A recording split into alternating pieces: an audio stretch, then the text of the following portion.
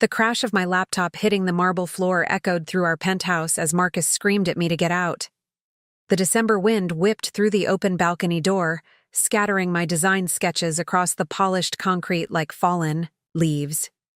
I stood there in my silk pajamas, barefoot and trembling, watching my husband of 9 years transform into someone I didn't recognize. "Pack your things and leave, Sophia." His voice cracked with rage as he hurled my portfolio case toward the door. "I can't even look at you anymore." Before we dive back in, let us know in the comments where you're watching from. And if this story resonates with you, don't forget to subscribe, because tomorrow's story is something truly special I can't wait to share. Little did he know, the envelope I'd hidden in my jewelry box 3 days earlier would change everything. The envelope that contained news so shocking, so life-altering, that it would turn his moment of cruel victory into the biggest mistake of his life. But before we dive deeper into this story, let me know in the comments where you're watching from.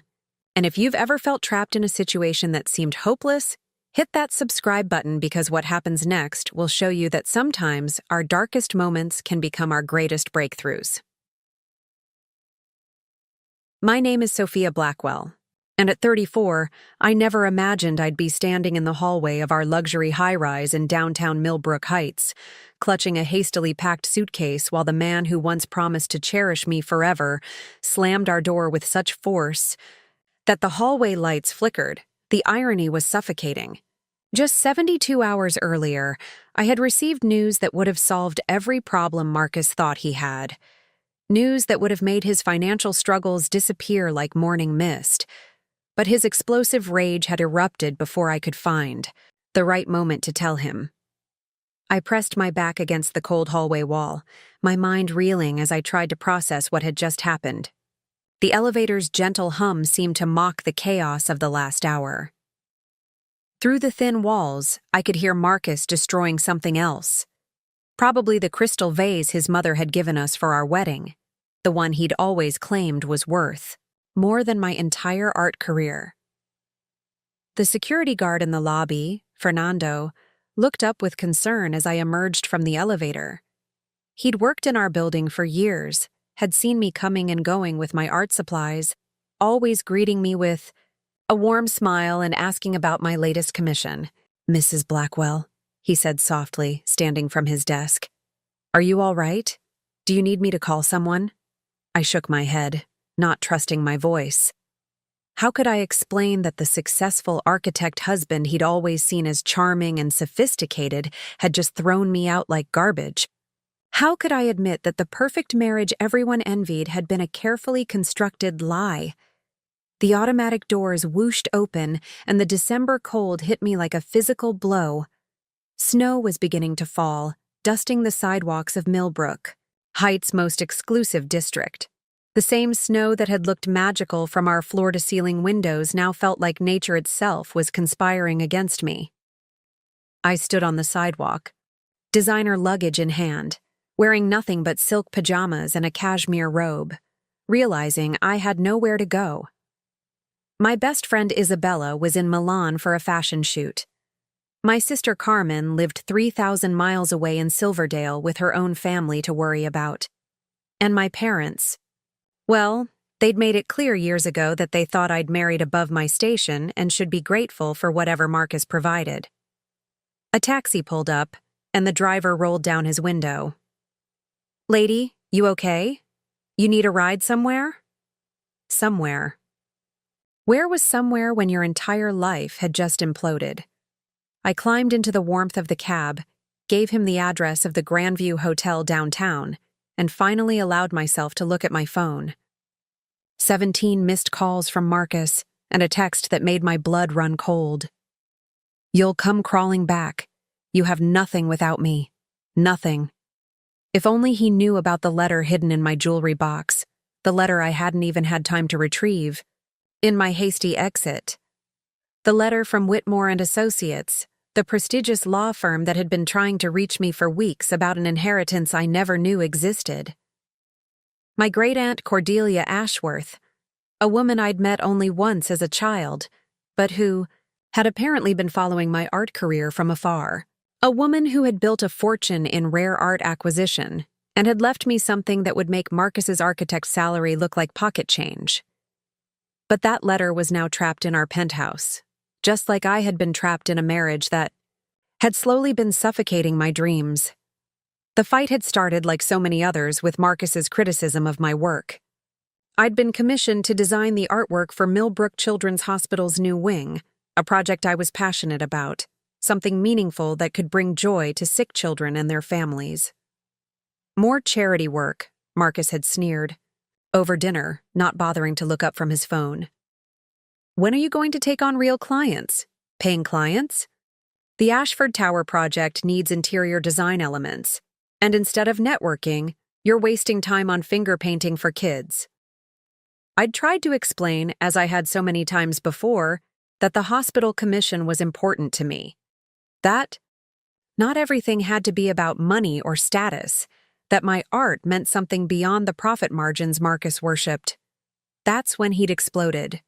9 years of resentment came pouring out like poison. How my art was just an expensive hobby he'd been subsidizing. How I'd never contributed anything meaningful to our lifestyle. How his colleagues' wives had real careers, real ambition, while he was stuck with someone who played with paints all day. The words cut deeper than any physical blow could have, but it was what came next that shattered any remaining illusion. I had about our marriage. "You're pathetic, Sophia," he'd said, his voice cold and calculated. "A talentless wannabe artist who thinks she's special because she can draw pretty pictures. You're nothing. You've always been nothing."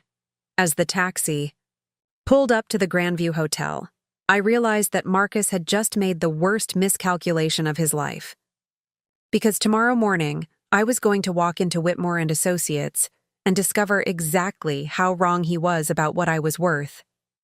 And for the first time in 9 years, I was going to make a decision based entirely on what I wanted, not on what would keep Marcus happy. The snow was falling harder now, blanketing Millbrook Heights in pristine white, a clean slate, a fresh beginning. Marcus thought he was punishing me by throwing me out. He had no idea he was actually setting me free. It took a lot of care and time to prepare and narrate this for you, so if you're enjoying it, a quick subscribe really helps and means the world to us. All right, let's get back to it. The hotel room at the Grandview was modest but clean, a stark contrast to the marble and glass palace I'd called home for the past 5 years. As I sat on the edge of the bed, still wearing my silk pajamas, I pulled out my phone and scrolled to the email that had been haunting me for 3 days. "Dear Ms. Blackwell, we represent the estate of Cordelia Ashworth. Please contact our office immediately regarding a matter of significant inheritance. Time-sensitive documentation requires your immediate attention. Sincerely, Harold Whitmore." Whitmore and Associates I had assumed it was a scam. Who receives life-changing news via email? But something had compelled me to research the law firm, and everything checked out. They were legitimate, prestigious, and had been trying to reach me for over a month. Great-aunt Cordelia. I had only one memory of her, a tall, elegant woman with silver hair and paint-stained fingers who had visited when I was 7 years old. She'd spent an afternoon teaching me to mix colors, telling me that art was the language of the soul. My mother had been uncomfortable with her presence, whispering to my father about Cordelia's eccentric lifestyle and inappropriate influence. After that visit, Cordelia seemed to vanish from our family conversations. When I'd ask about her, my parents would change the subject or give vague answers about her living abroad. I'd assumed she'd forgotten about us entirely. Now, shivering in a hotel room at midnight, I finally found the courage to call the number on the email. "Whitmore and Associates, emergency line," a professional voice answered. "This is Sophia Blackwell." I received an email about an inheritance from Cordelia Ashworth. There was a pause, then the sound of papers shuffling. "Ms. Blackwell, thank goodness. Mr. Whitmore has been trying to reach you urgently. Can you come in first thing tomorrow morning? There are documents that require your immediate signature. Is this real?" I asked, feeling foolish. Very real, Ms. Blackwell. Your great-aunt left you her entire estate. We're talking about her art gallery in Rosewood District, her private collection valued at over $12 million, plus liquid assets of approximately $8.7 million. She was quite specific that everything should go to you. The phone slipped from my hand, clattering onto the hotel room floor. $12 million in art, $8.7 million in cash. While Marcus had spent the evening screaming about my worthless hobby, I had been sitting on news that would make us multimillionaires. Overnight. I picked up the phone with shaking hands. Did you say $12 million? The art collection alone, yes. But there's more, Ms. Blackwell. Much more. Your great-aunt was quite successful in her acquisitions business. She has properties in 3 cities, including a stunning artist retreat in Cascade Mountains that she specifically wanted you to have. As the lawyer continued explaining the scope of the inheritance, I found myself crying, not from grief, but from a mixture of shock and something I hadn't felt in years: hope. The next morning, I took a taxi to the law offices of Whitmore and Associates, located in a beautiful historic building in the heart of Millbrook's financial district. Harold Whitmore was a distinguished man in his 60s, with kind eyes and a gentle manner that immediately put me at ease. Your great-aunt spoke of you often, he said, leading me into his office where files were spread across a massive oak table. She followed your career closely, Ms. Blackwell. She was incredibly proud of your artistic achievements. She followed my career? But I haven't spoken to anyone in my family about her in decades. Harold smiled sadly. Cordelia was estranged from the family, as I'm sure you know. But she never stopped caring. She hired a private investigator to keep track of your exhibitions, your commissions, your life. She has newspaper clippings of every review of your work, photos of every gallery showing. He handed me a thick folder. Inside were indeed clippings, photos, even printouts of my website and social media posts about my art. At the bottom was a handwritten note in elegant script. To my dearest Sophia, I see so much of myself in your work, in your passion for beauty and meaning. I was never allowed to be close to you, but I watched you grow into the artist I always knew you would become. This inheritance is not charity. It is an investment in your talent and your future. Use it to create the life you truly want, not the life others expect of you. Never let anyone dim your light, my dear girl. With all my love, Cordelia. She wrote that letter 3 years ago, Harold explained. She'd been battling cancer and wanted to ensure everything was in order. She was very specific that the inheritance should be structured to protect you. Protect me. The assets are held in a trust that cannot be touched by any spouse or partner. They belong to you and you alone.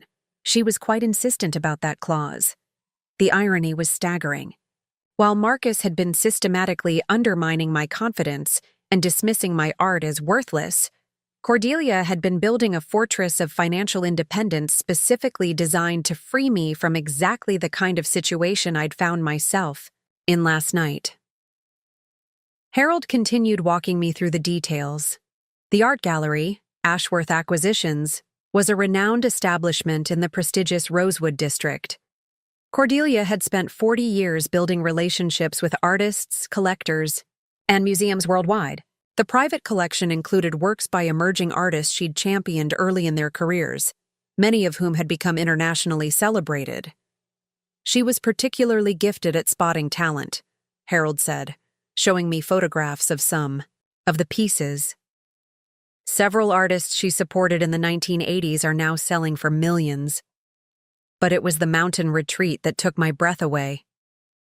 The photographs showed a stunning glass and wood structure built into a hillside, with floor-to-ceiling windows overlooking pristine wilderness.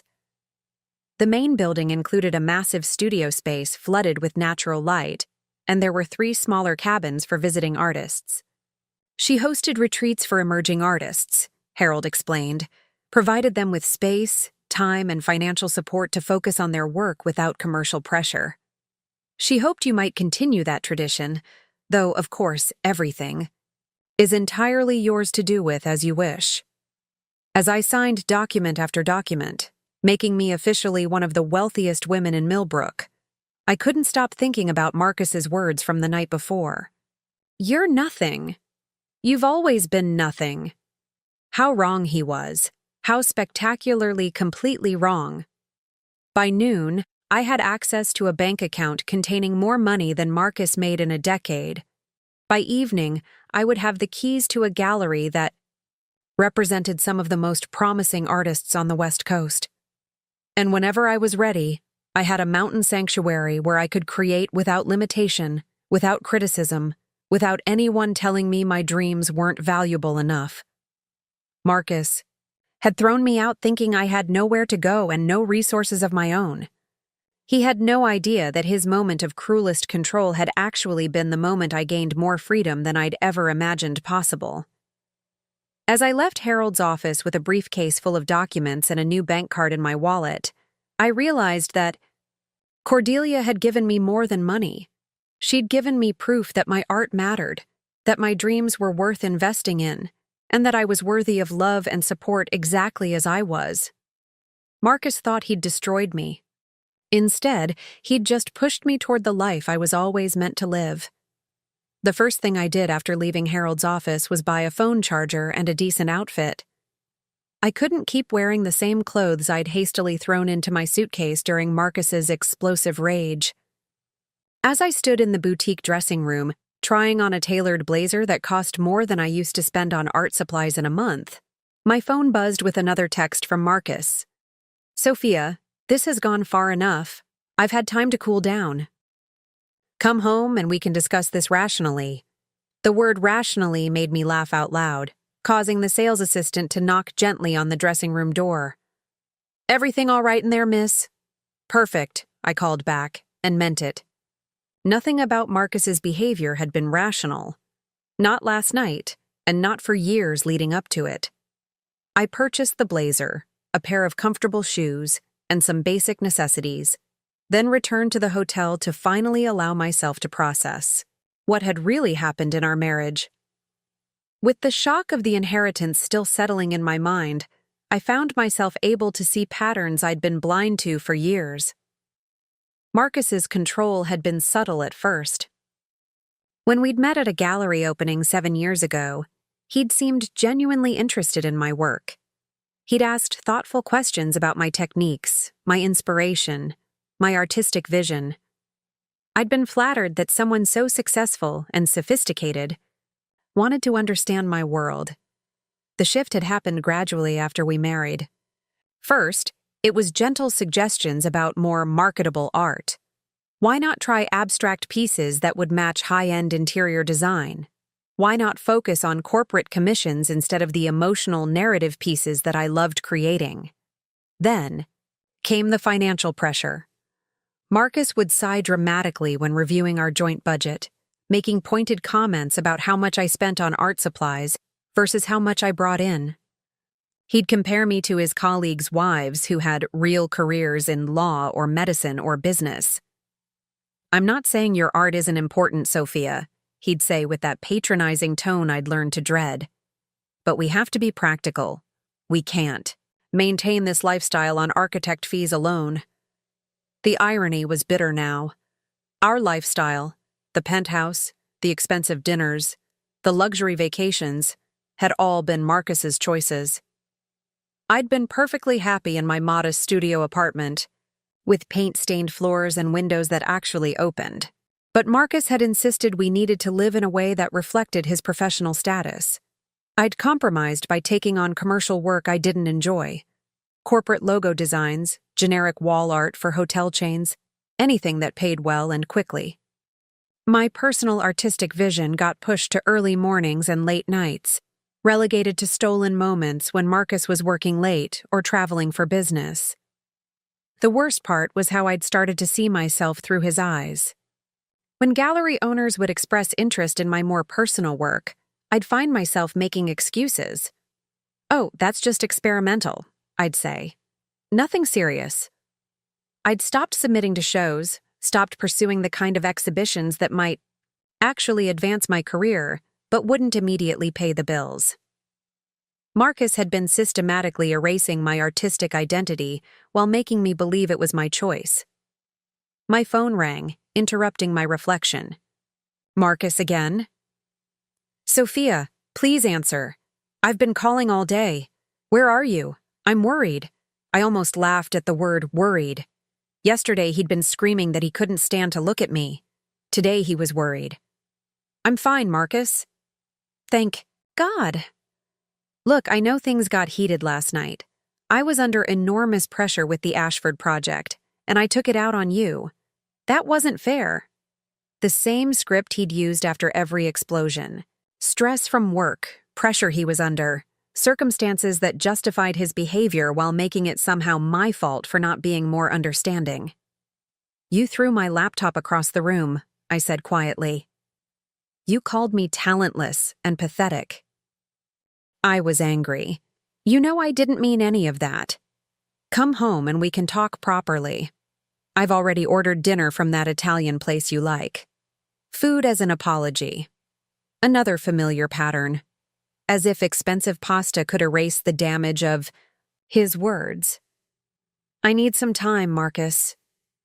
Time for what? To be dramatic? This is ridiculous, Sophia. You're acting like I hit you or something. We had a fight.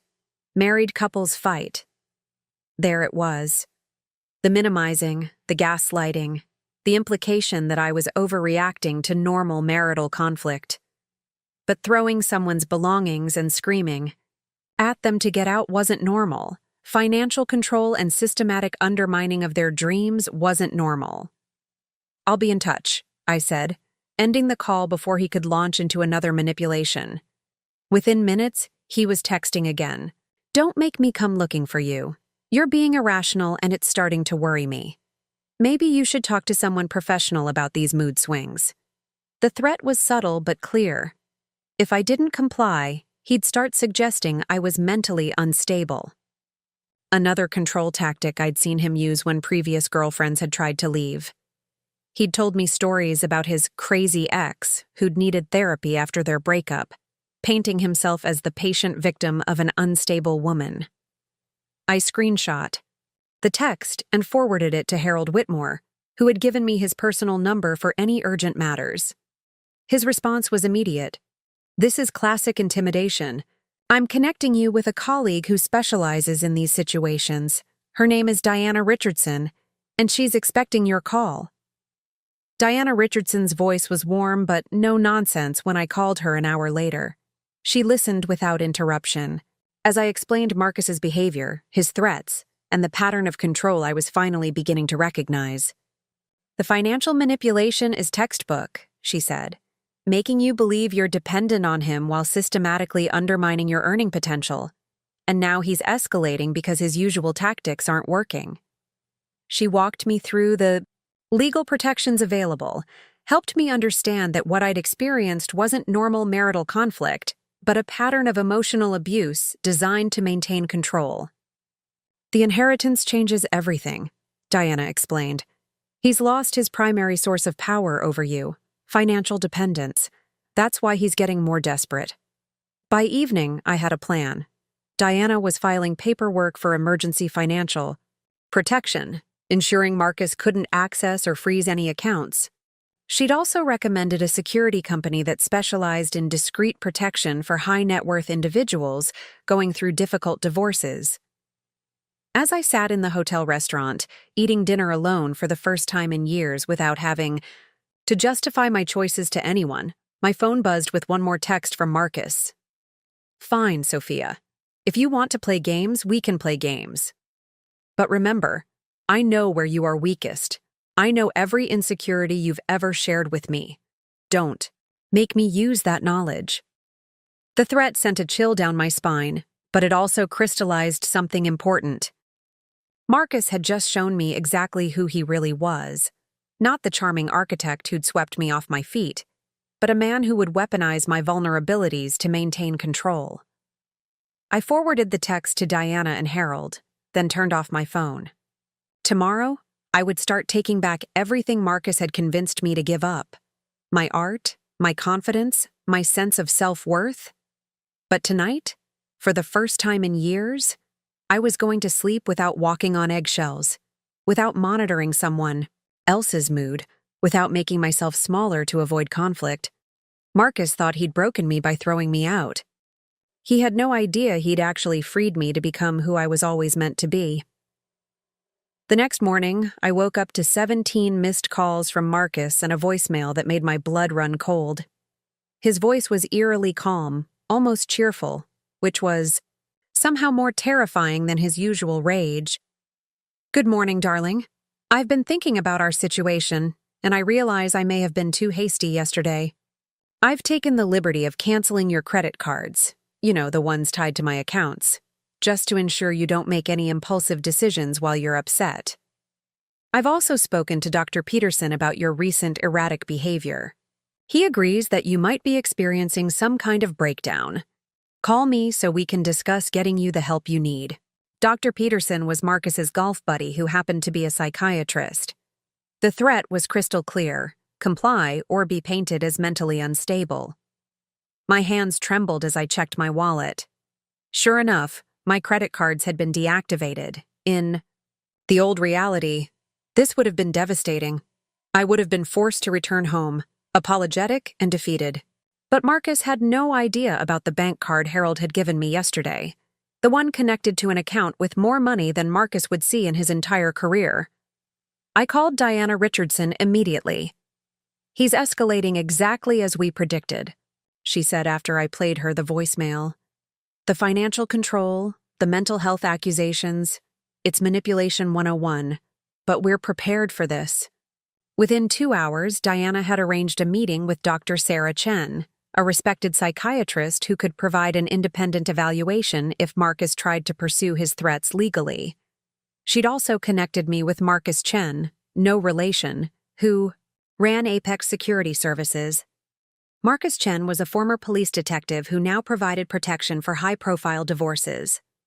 He was a slight man with intelligent eyes who immediately put me at ease with his professional demeanor.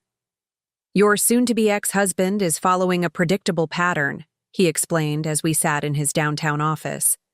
"Financial intimidation, reputation, threats, isolation from support systems. The good news is that his behavior is already well documented, and we can stay several steps ahead." He outlined a comprehensive protection plan. First, a secure phone with an untraceable number that Marcus couldn't monitor or block. Second, discreet surveillance on Marcus to document any harassment or threatening behavior. Third, coordination with Diana to ensure every legal protection was in place. "We'll also arrange for you to safely retrieve any remaining personal belongings from your apartment," he added. "But I recommend waiting until we have all legal protections filed." That afternoon, I met with Harold Whitmore again to finalize the remaining inheritance paperwork. As we sat in his elegant office, he handed me a thick envelope I hadn't seen before. "Your great-aunt left specific instructions about this," he said. "It's only to be given to you after you'd had time to process the initial inheritance information." Inside was another letter from Cordelia, along with photographs and documents I'd never seen. "My dearest Sophia, if you're reading this, it means you've learned about your inheritance and hopefully begun to understand its true purpose. But there's more you need to know about our family and about why I was kept away from you all these years." The letter continued for several pages, revealing family secrets I'd never suspected. Cordelia hadn't just been eccentric, she'd escaped an abusive marriage when she was my age, leaving with nothing but her talent and determination. My parents had disapproved because she'd refused to return to her violent husband, even when family pressure mounted. "Your mother was conditioned to believe that marriage was sacred regardless of the cost to the woman trapped within it," Cordelia had written. "I recognized the same patterns in your relationship with Marcus from the few interactions I observed at family gatherings years ago. The way he dismissed your opinions, how you became quieter in his presence, how he controlled conversations about your art. She'd been watching, even from a distance, and had seen what I'd been too close to recognize. The photographs in the envelope showed Cordelia's own artistic journey. Her early paintings were raw, emotional pieces created in the immediate aftermath of leaving her abusive marriage. Over the years, her work had evolved into the sophisticated, gallery-worthy pieces that had made her fortune, but the power and authenticity never diminished. Art saved me, Sophia. It gave me purpose, financial independence, and most importantly, it proved to me that I had value beyond what any man might assign to me. I've built this inheritance not just as money, but as a foundation for you to build the same kind of life. Harold watched as I absorbed this new understanding of my inheritance. She was quite specific about the timing of these revelations, he said gently. She wanted you to first understand your financial freedom, then understand its emotional significance. That evening, I drove to the Rosewood district to see Ashworth Acquisitions Gallery for the first time. The building was a converted Victorian mansion with soaring ceilings and perfect natural light. Even closed for the day, I could see through the windows that the current exhibition featured bold contemporary works that spoke to social justice themes.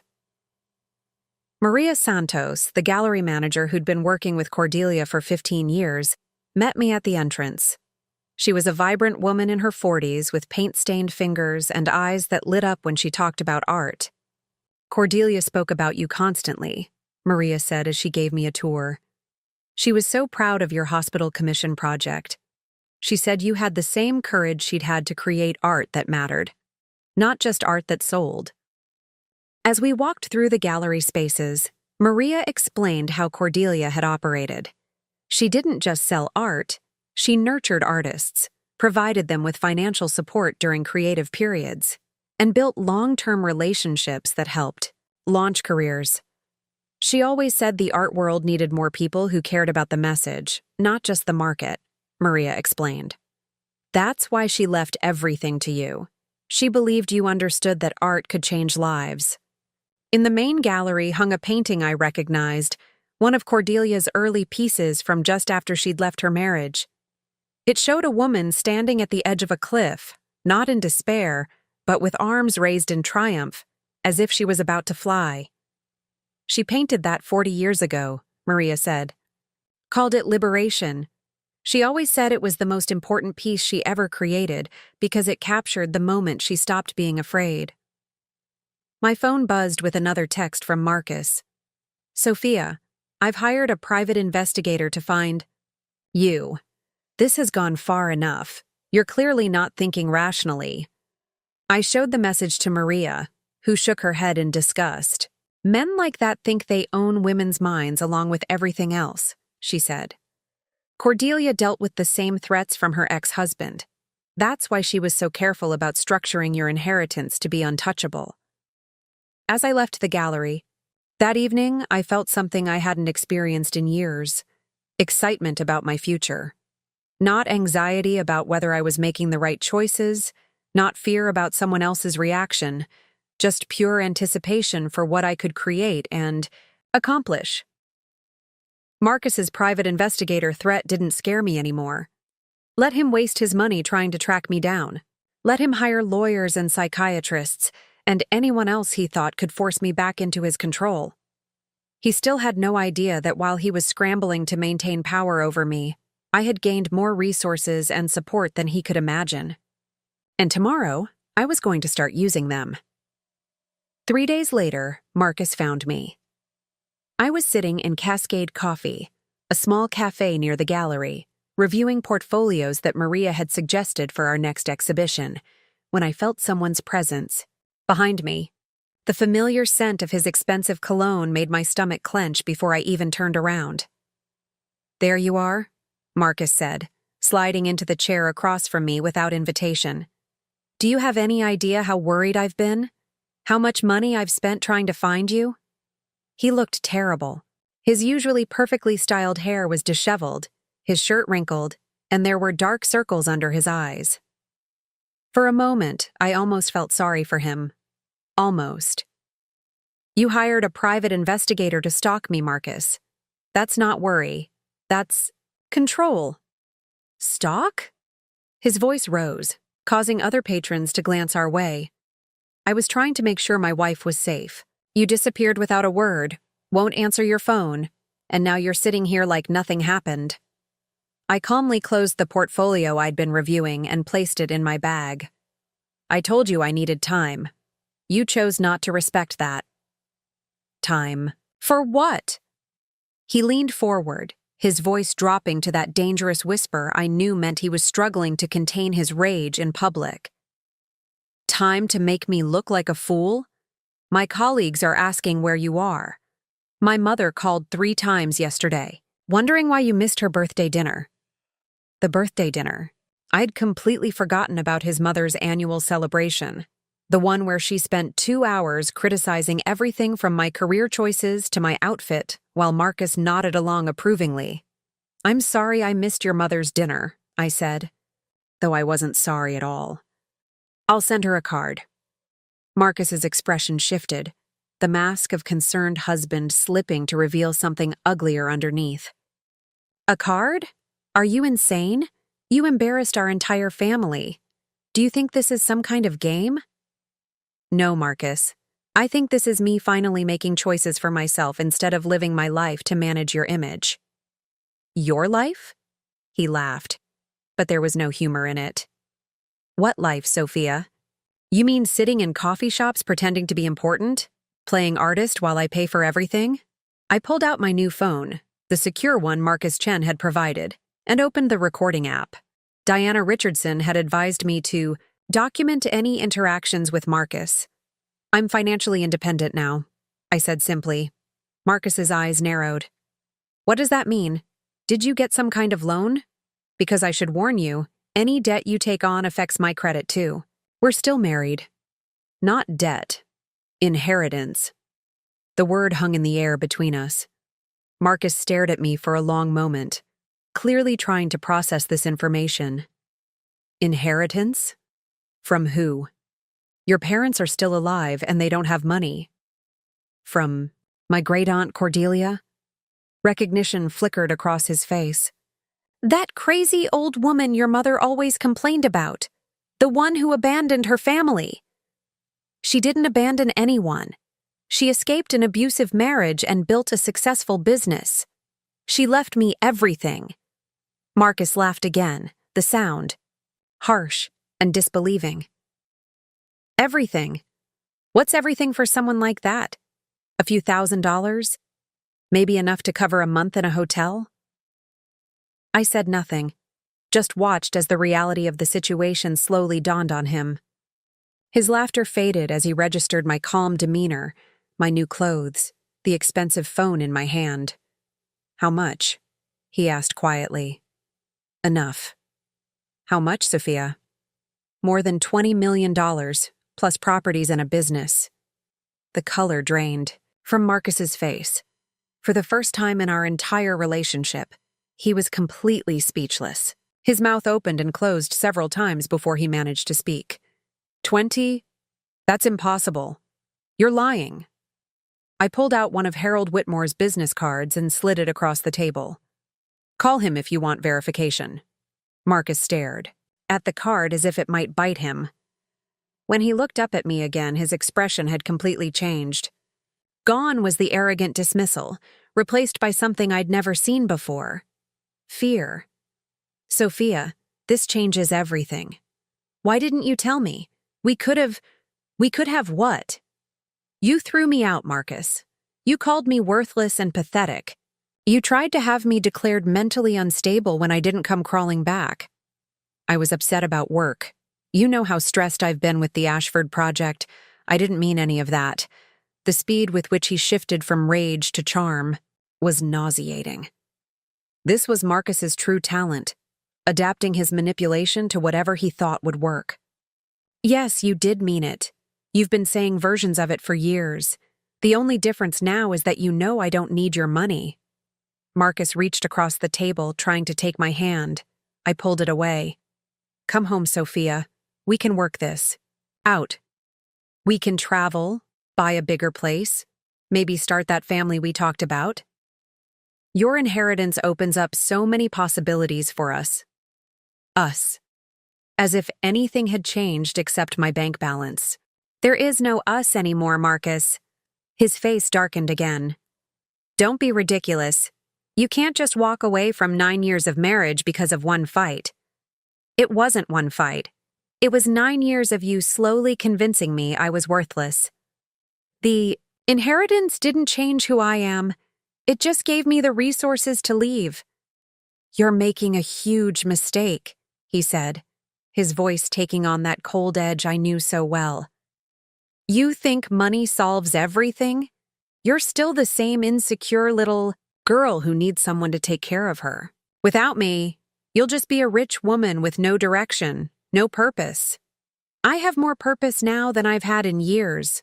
Marcus stood abruptly, his chair scraping loudly against the floor. Fine. If you want to play this game, we'll play. But remember, Sophia, I know you better than anyone. I know exactly how to hurt you.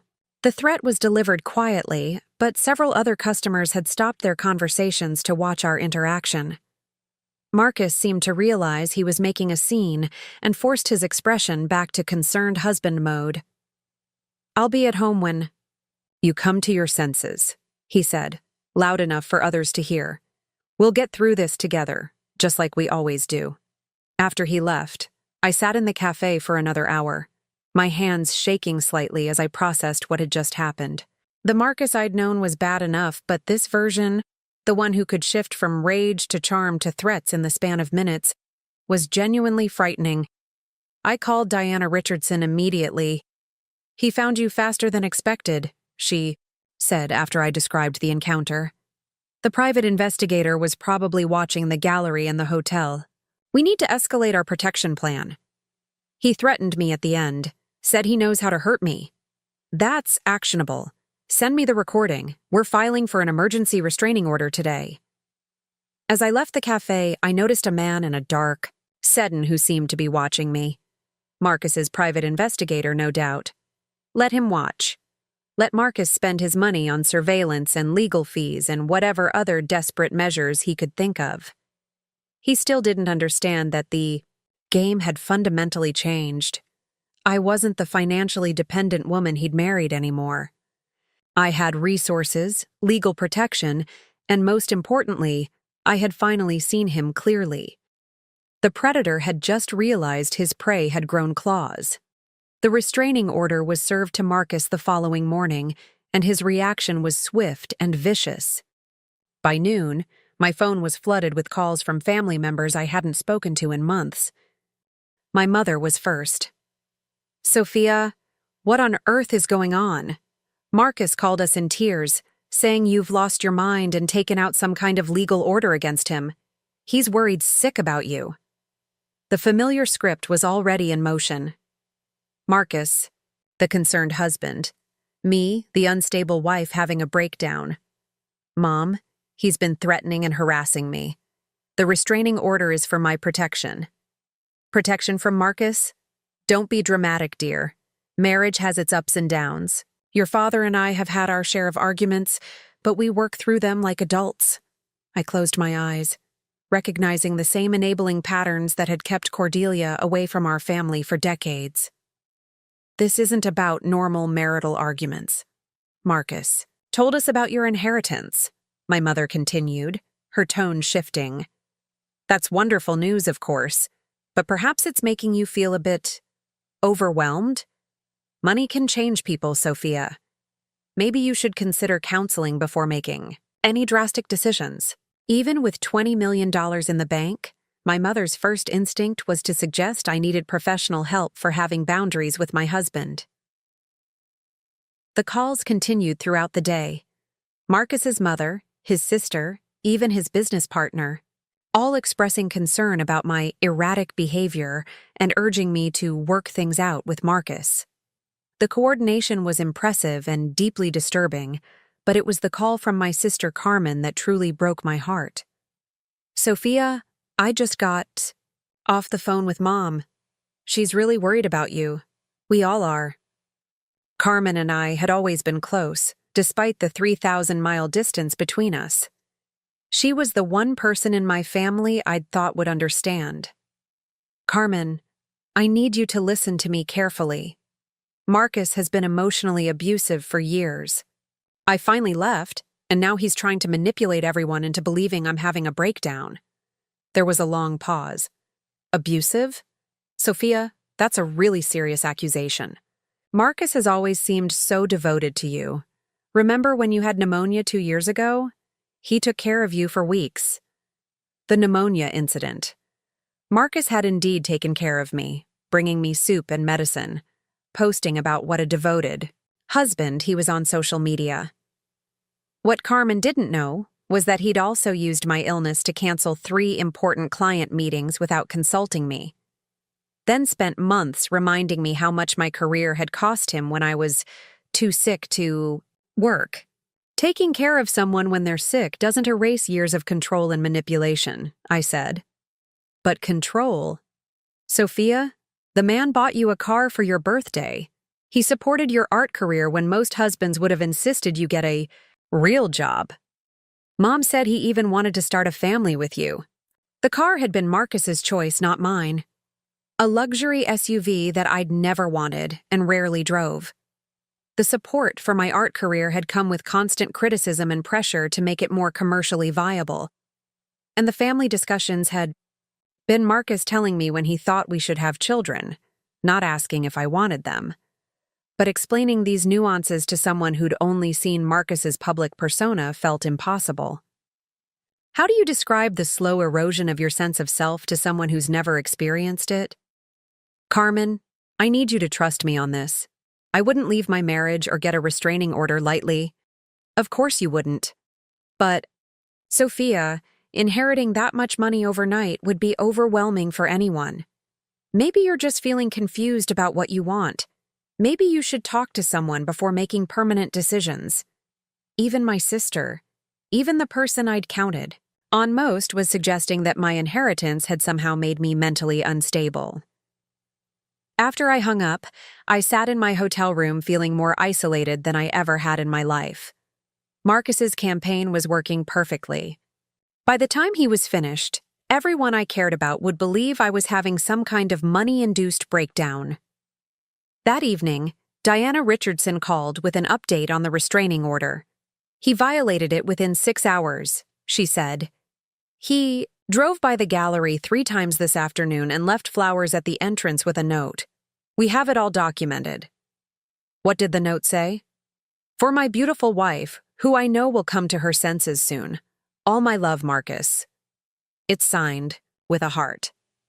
The public romantic gesture while privately violating a legal order was so perfectly Marcus that I almost laughed. To anyone watching, he looked like a devoted husband trying to win back his confused wife. There's something else, Diana continued. My investigator discovered that Marcus has been systematically contacting your professional contacts. He called the children's hospital where you're doing the commission and suggested they might want to delay the project until you're feeling more stable. My blood ran cold. He's trying to sabotage my work. It gets worse. He also reached out to 3 galleries that have shown your pieces in the past, expressing concern about your mental state and suggesting they might want to distance themselves from you for now. The systematic destruction of my professional reputation, while painting himself as the caring husband, was breathtakingly cruel. Marcus knew exactly how much my career meant to me, and he was weaponizing that knowledge with surgical precision. Can we stop him legally? We're adding it to the restraining order violation charges. But Sophia, you need to understand, this is about to get much worse before it gets better. He's not just trying to get you back anymore. He's trying to destroy your credibility so thoroughly that even if you don't return, your life outside the marriage becomes impossible. That night, I called Harold Whitmore's emergency line. I need to accelerate everything, I told him. The gallery transition, the mountain property setup, all of it. Marcus is trying to destroy my reputation before I can establish independence. I understand, Harold said calmly. I've been through this with other clients. We can have you operational within a week Maria at the gallery has been preparing for this possibility. What do you mean? Cordelia left detailed instructions for exactly this scenario. She expected that when you finally left an abusive situation, there might be retaliation. She prepared contingency plans. Once again, my great-aunt had anticipated what I couldn't see coming. Even from beyond the grave, she was protecting me from patterns she'd experienced herself. The next morning, I met with Maria at the gallery to review Cordelia's emergency protocols. The basement level, which I hadn't seen before, contained a fully equipped apartment with separate entrance and exit routes. Cordelia used to stay here sometimes when her ex-husband was making threats, Maria explained. She had everything prepared in case someone in her position needed immediate sanctuary. As we went through the security systems and backup plans, I realized that Cordelia hadn't just left me money. She'd left me a fortress, carefully constructed by someone who understood exactly what I was facing. Marcus could manipulate my family, threaten my career, and spend his savings on private investigators. But he was fighting against resources and preparation he couldn't even imagine. The hunted was about to become the hunter, and Marcus had no idea what was coming for him. 2 weeks later, I stood in the main gallery space of Ashworth Acquisitions, watching as the final pieces were hung for our opening exhibition. The show was titled Emerging Voices and featured 12 artists whose work explored themes of transformation, resilience, and finding one's authentic voice. My own pieces occupied a small section in the back corner, 3 paintings I'd completed, in a creative frenzy during my first week of true freedom. The largest painting, which I'd titled Breaking Point, showed a woman standing in a storm, but instead of being destroyed by the wind and rain, she was dissolving into vibrant colors that reformed into wings. It was raw, emotional, and completely unlike anything I'd created during my marriage to Marcus. The critics are already calling it your breakthrough series, Maria said, approaching with a glass of champagne. The review in Arts Weekly specifically mentioned how your new work shows a fearless vulnerability previously constrained by commercial considerations. I smiled, remembering how Marcus used to criticize my more emotional pieces as too personal for public consumption. The irony that my most personal work was now being celebrated by the very art world he'd insisted wouldn't appreciate it was deeply satisfying. The gallery was filling with guests, collectors, other artists, critics, and supporters who had come to see both the featured emerging artists and my own artistic emergence. I spotted several faces I recognized from the Millbrook art scene, people who had known me during my marriage but were seeing this new version of me for the first time. Sophia, called Jessica Martinez, a curator from the Metropolitan Arts Center. I had to come see what everyone's talking about. This transformation is remarkable. As Jessica and I discussed the pieces, I noticed a familiar figure in my peripheral vision. My heart stopped. Marcus had somehow gotten into the gallery. He stood near the entrance, wearing his most charming smile and his best suit, looking for all the world like a supportive husband attending his wife's exhibition. Several guests had already approached him, clearly recognizing him from social events we'd attended together. I caught Maria's eye and nodded toward Marcus. She immediately signaled to the security team we'd hired for the evening, part of the comprehensive protection plan Marcus Chen had implemented. But before security could reach him, Marcus was already working the room. I watched in fascination and horror as he deployed his considerable charm, playing the role of concerned husband to perfection.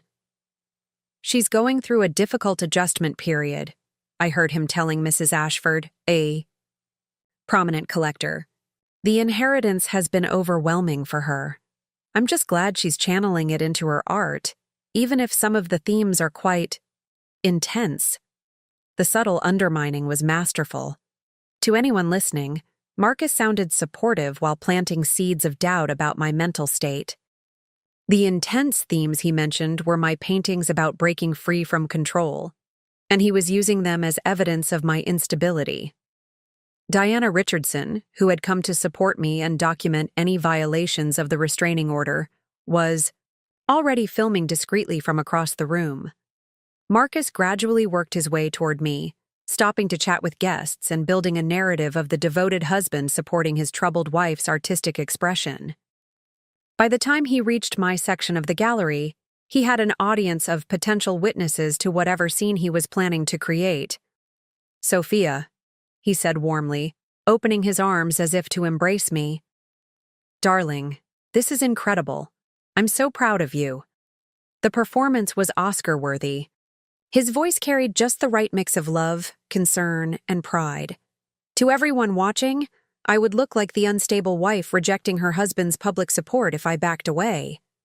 "You're violating a restraining order," I said clearly, making "sure" my voice carried to the nearby guests. Marcus's expression shifted to wounded confusion. "A restraining order. Sophia, we talked about this. That was just a misunderstanding during a difficult time. I'm here to support your art, just like I always have." Several guests exchanged glances. Marcus's version of events was so reasonable, so caring, that my legal protection suddenly seemed like the overreaction of an unstable person. "You threatened me," I said, pulling out my phone to show the recording I'd made at the coffee shop. "You said you knew how to hurt me." Marcus turned to the gathered guests with an expression of deep sadness. "She's been under tremendous stress since inheriting her aunt's estate. I've been trying to convince her to seek counseling, but she's convinced that I'm somehow the enemy." The gaslighting was happening in real time, in front of an audience, and it was devastatingly effective. I could see doubt creeping into the faces of people who moments before had been celebrating my artistic breakthrough. "That's not true," I said, but my voice sounded weak even to me. "Darling," Marcus said gently, stepping closer, "let's not do this here.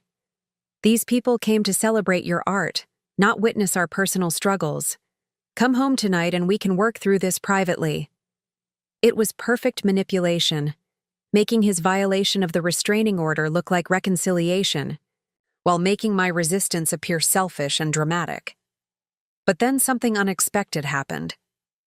"Actually," said a voice from behind Marcus, "I think everyone would be very interested in hearing about your personal struggles."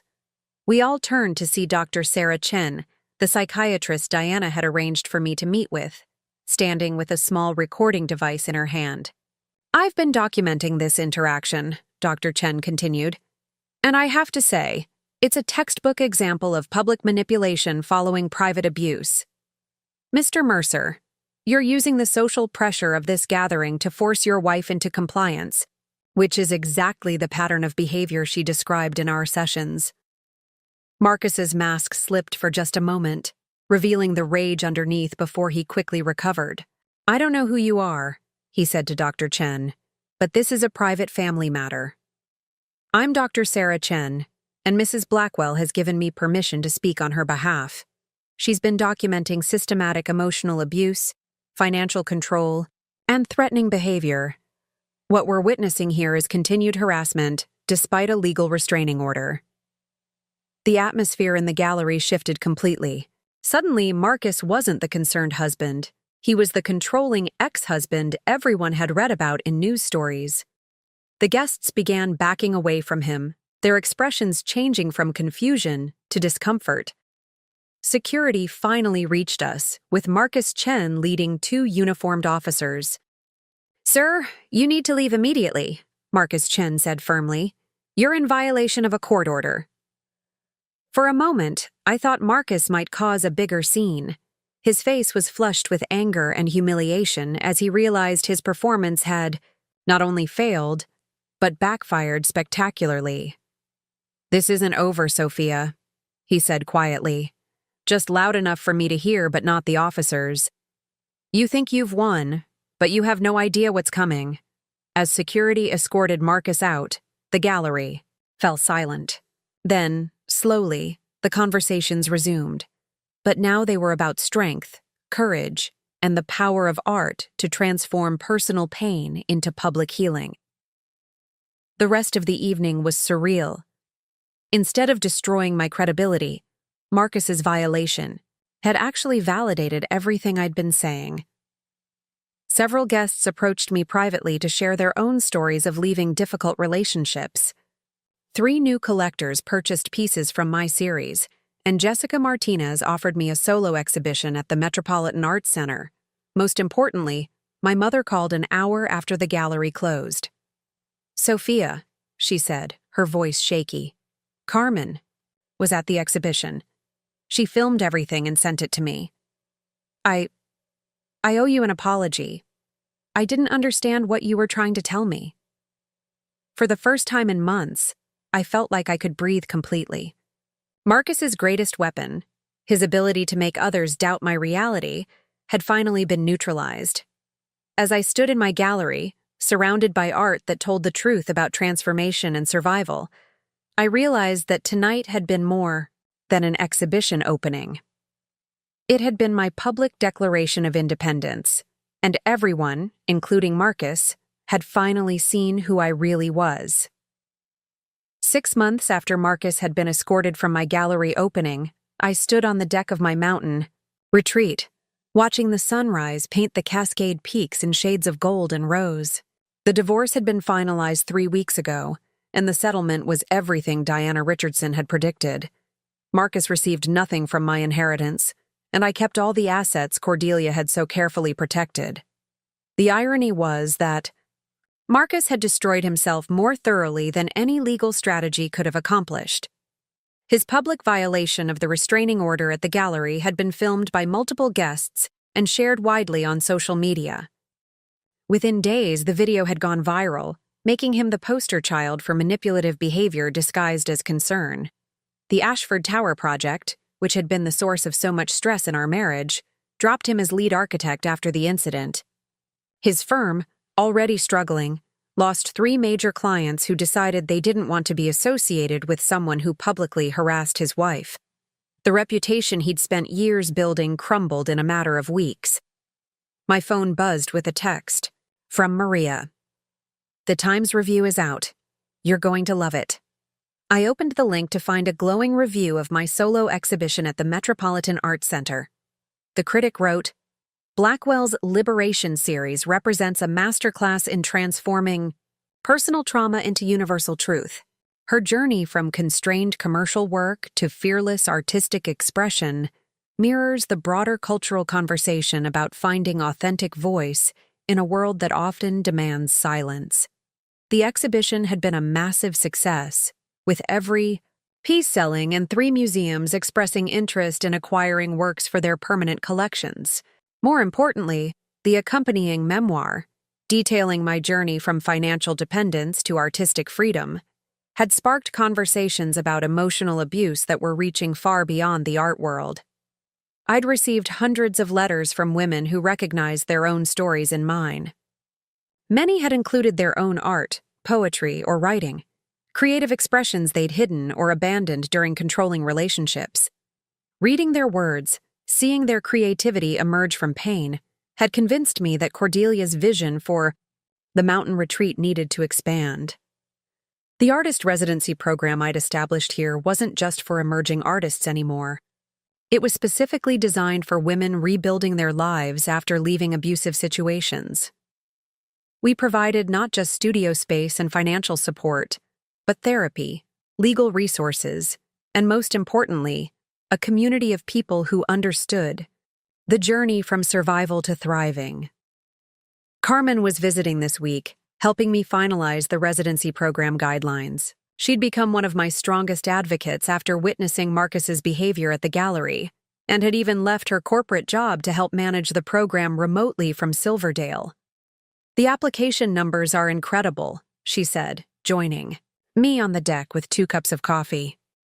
"We have over 200 women wanting to participate in the first year alone."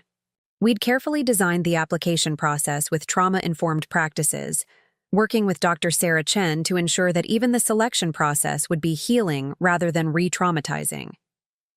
The selected residents would spend 3 months at the retreat, working on their art while participating in workshops on financial independence, legal rights, and entrepreneurship. "Cordelia would have loved this," I said, thinking about my great-aunt's letter and her dream of supporting artists who needed space to heal and create. My phone rang. Diana Richardson calling with updates on the final legal loose ends. Marcus violated the restraining order again last week, she reported. He was caught on security cameras outside the children's hospital where you completed the mural commission. He didn't approach you directly, but he was clearly surveilling your work. So, Children's Hospital project had become one of my most meaningful accomplishments. Despite Marcus's early attempts to sabotage it, the administration had stood by me, and the completed mural, a vibrant scene of children discovering hidden magic in an ordinary garden, had become a beacon of hope for young patients and their families. What happens now? I asked. The judge is considering jail time. Marcus's pattern of behavior has escalated to stalking, and the court is running out of patience. His lawyer is trying to negotiate a plea deal. I felt no satisfaction in Marcus's continued downfall. If anything, watching his self-destruction had been sad and exhausting. The man I'd once loved was disappearing into someone consumed by rage and obsession. I don't want him in jail, I said. I just want him to leave me alone and get help. That might be possible. His lawyer is suggesting a plea deal that includes mandatory therapy and relocation to another state. After we hung up, I walked through the main lodge of the retreat, checking on the renovations that would accommodate our first group of residents next month. The space had been transformed from Cordelia's private sanctuary into a collaborative environment designed for healing and creation. The main studio was flooded with natural light, equipped with supplies for every medium imaginable. Smaller private studios gave residents space for solitary work, while common areas encouraged collaboration and community building. The library contained resources on everything from business planning to trauma recovery, and the meditation pavilion overlooked a peaceful grove where residents could find quiet reflection. But the heart of the retreat was the gallery space where residents would showcase their work at the end of each session. Unlike traditional gallery openings focused on sales, these exhibitions would celebrate the journey itself. The courage to create authentically after years of being told your voice didn't matter. That afternoon, I received an unexpected visitor. My mother drove up the mountain road, looking nervous but determined. "I wanted to see what you've built here," she said as I showed her around the retreat. "And I wanted to apologize properly." We sat in the garden where Cordelia had planned healing, plants and flowers that bloomed in sequence throughout the growing season. "I failed you, Sophia," my mother said quietly. "I taught you to make yourself smaller, to accommodate, to endure. I thought that was how marriage worked because that's how mine worked." "You were doing what you thought was best," I replied, though her acknowledgement still meant everything. "No, I was perpetuating a cycle that should have ended with my generation. Your father and I are in counseling now. He's finally admitting that his controlling behavior wasn't normal or acceptable." The conversation continued for hours, working through decades of family patterns and misunderstandings. By the time she left, we'd laid the foundation for a relationship, based on honesty rather than obligation. As evening fell, I returned to my private studio, a space I'd designed specifically for my own artistic practice. The walls displayed my latest series, abstract pieces that explored themes of growth, transformation, and the complex beauty of becoming yourself after years of being who others needed you to be. I picked up my brush and began working on a new piece, letting intuition guide the colors and forms emerging on the canvas. This was something Marcus had never understood. That real art couldn't be forced or calculated. It had to emerge from authentic experience, honest emotion, and the courage to be vulnerable. The painting that developed showed a woman planting seeds in rich soil, with previous versions of herself visible as shadows in the background. Not ghosts to be forgotten, but layers of experience that had contributed to her growth. Above her, the sky exploded with possibility. My phone pinged with a final message of the day, this one from Harold Whitmore. "Cordelia's estate is officially closed. Everything she dreamed of giving you is now fully yours to steward and share." I cleaned my brushes and prepared for bed. I thought about the journey that had brought me here. Marcus throwing me out in rage, believing he was destroying me, had actually been the catalyst for discovering who I truly was. The inheritance hadn't changed me. It had simply given me the resources to become myself. Sometimes our worst moments really are doorways to our best ones, but only if we have the courage to walk through them. I fell asleep that night to the sound of wind in the pine trees, planning tomorrow's work and dreaming of all the women who would find their own voices in this sanctuary that love and foresight had created. Marcus had tried to make me nothing. Instead, he'd pushed me toward becoming everything I was meant to be, and that, I realized, was the most beautiful justice of all. Coming up next, you'll see 2 more stories we handpicked just for you. If this one struck a chord, you're going to love what's next. Tap to keep the journey going.